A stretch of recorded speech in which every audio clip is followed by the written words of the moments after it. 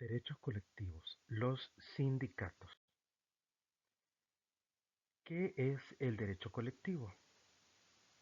Es aquel que teniendo por sujeto a conjuntos o grupos de trabajadores y de patronos con relación a condiciones de solidaridad provenientes de su condición de prestadores o dadores de trabajo, desarrollan su objetivo en organizaciones grupales, determinando o fijando reglas comunes a las categorías profesionales o actuando en forma conjunta en la defensa de sus derechos e intereses. Uno de los aspectos más representativos del derecho colectivo son los sindicatos. ¿Qué son los sindicatos? Conforme al artículo 222 del Código de Trabajo, los sindicatos son las asociaciones de trabajadores o patronos que tienen como fin el mejoramiento y defensa de los intereses comunes y profesionales de sus miembros. Se trata de un derecho fundamental a la libre sindicación para la defensa de los intereses laborales. Esto se encuentra en el artículo 47 de la Constitución y en el artículo 204 del Código de Trabajo. ¿Qué clase de sindicatos tenemos en El Salvador? Vamos a comenzar por los sindicatos de gremio. Es el formado por trabajadores que ejercen una misma profesión, arte, oficio o especialidad. Por ejemplo, el sindicato de gremio de maestros de obra y oficios similares. Número 2. Los sindicatos de industria, formado por patronos o trabajadores, por ejemplo, el Sindicato de Trabajadores de la Industria de Dulces y Pastas Alimenticias, Sindicato de Trabajadores de la Industria Licorera, Sindicato de Trabajadores de Aceites Vegetales, Sindicato de la Industria Pesquera, Sindicato de la Industria de Dulces y Pastas Alimenticias, etc. Tercero, sindicato de empresa. Es el formado por trabajadores que prestan su servicio en una misma empresa, establecimiento o institución oficial autónoma. Por ejemplo, Sindicato de la Empresa de Trabajadores Mandarín Internacional S.A., Industria de Maquila, Zona Franca San Marcos, Sindicato de Empresa Trabajadores de la Universidad del Salvador, Sindicato de Trabajadores de la empresa Lido S.A., Sindicato de Trabajadores de la empresa Kimberly Clark, Sindicato de la Industria de Dulces y Pastas Alimenticias, Sindicato de la Empresa de Trabajadores Estrella Polar, SADCB, etc. En cuarto lugar tenemos el Sindicato de Empresas Varias. Es formado por trabajadores de dos o más empresas vecinas, cada una de las cuales tenga un número de trabajadores inferior a 25 y que estos no pudieran formar parte de un sindicato de gremio o de industria. Finalmente tenemos el Sindicato de Trabajadores Independientes.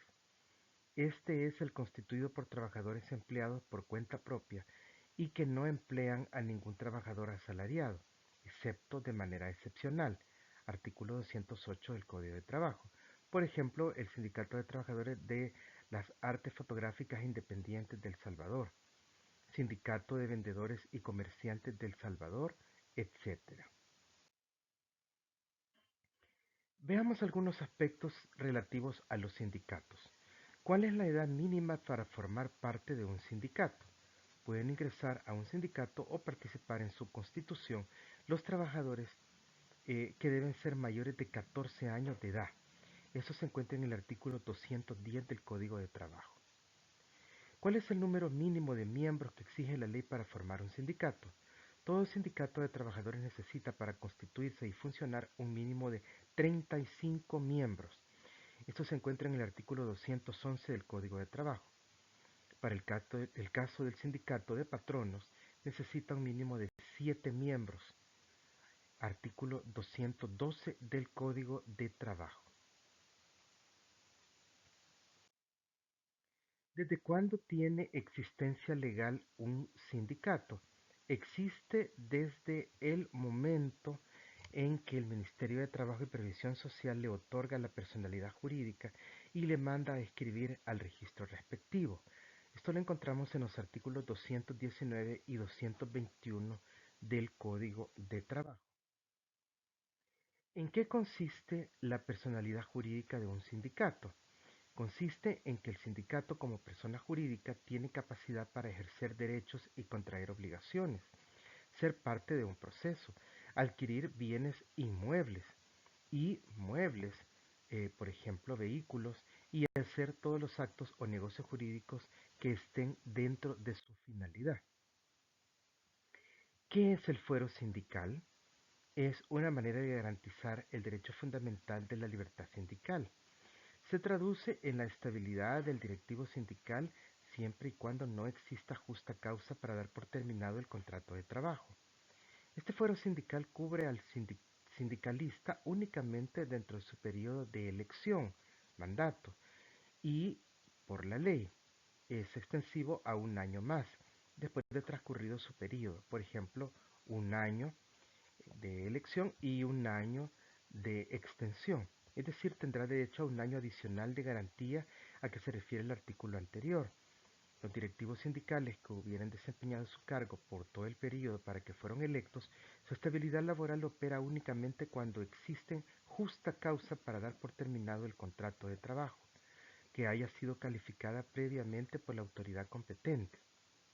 Cuando el trabajador, en estas circunstancias, incurra en una de las causales de terminación del contrato sin responsabilidad para el patrono, artículo 50 del Código de Trabajo, y la misma es declarada por la autoridad competente.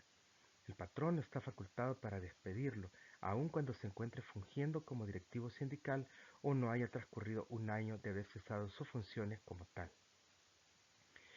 Algunos casos podrían ser cuando el trabajador incurre en negligencia reiterada en su trabajo, por pérdida de confianza, por cometer actos de irrespeto en contra del patrono o algún jefe, desobediencia o cualquier otra causal.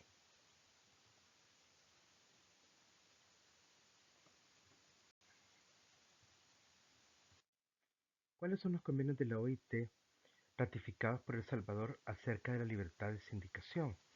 El primero es el convenio 87, referido a la libertad de asociación y protección de los derechos de sindicación, suscrito en 1948 y ratificado por el Estado de El Salvador el 6 de septiembre de 2006. El segundo y más polémico es el convenio 98 sobre el derecho de sindicación y de negociación colectiva, suscrito en 1949 y ratificado por El Salvador el 6 de septiembre de 2006. No obstante lo anterior, el artículo 2 del Convenio 98 fue declarado inconstitucional por la Sala de lo Constitucional de la Corte Suprema de Justicia en la sentencia de inconstitucionalidad 63-2007, acumulado a la 69-2007 del 16 de octubre de 2007. El artículo 2 del Convenio 98 disponía en el artículo referido el derecho de la libertad sindical sin ninguna distinción. La Sala dijo al respecto: la expresión sin ninguna distinción utilizada por el artículo 2 del Convenio 98 como fórmula expansiva del derecho de libertad sindical es contraria a la Constitución, puesto que la ley fundamental sí distingue entre los titulares de tal derecho al reconocerlo expresamente en forma particularizada y limitada a ciertas categorías subjetivas, dentro de las cuales no se encuentran los empleados públicos, por cuanto la Constitución establece para estos servidores un régimen de derecho público administrativo que es incompatible con la titularidad y el ejercicio del derecho a la libertad sindical, en los términos regulados por los convenios de la OIT impugnados en este proceso. Es decir, el artículo 47, inciso primero de la Constitución, tuvo que ser reformado por la Asamblea Legislativa por medio del Decreto Legislativo 33 del 27 de mayo de 2009, publicado en el Diario Oficial 102, tomo 383 del 4 de junio de 2009, vigente desde el 12 de septiembre de 2009, en los términos siguientes: los patronos y trabajadores privados, sin distinción de nacionalidad, sexo, raza, credo o ideas políticas, y cualquiera que sea su actividad o la naturaleza del trabajo que realicen, tienen el derecho de asociarse libremente para la defensa de sus respectivos intereses, formando asociaciones profesionales o sindicatos. El mismo derecho tendrán los trabajadores de las instituciones oficiales autónomas, los funcionarios y empleados públicos y los empleados municipales. ¿Qué significa lo anterior? que la Asamblea Legislativa se precipitó ratificando el Convenio 98 sin revisar el contenido constitucional. Y, como hemos visto, la Constitución prevalece sobre los tratados internacionales. Y en este caso hubo un choque entre el contenido de un tratado internacional con la Constitución. Solución: reformar la Constitución a través del proceso que establece el artículo 248 de la Constitución, donde se acuerda por una asamblea y se ratifica por la siguiente por mayoría calificada.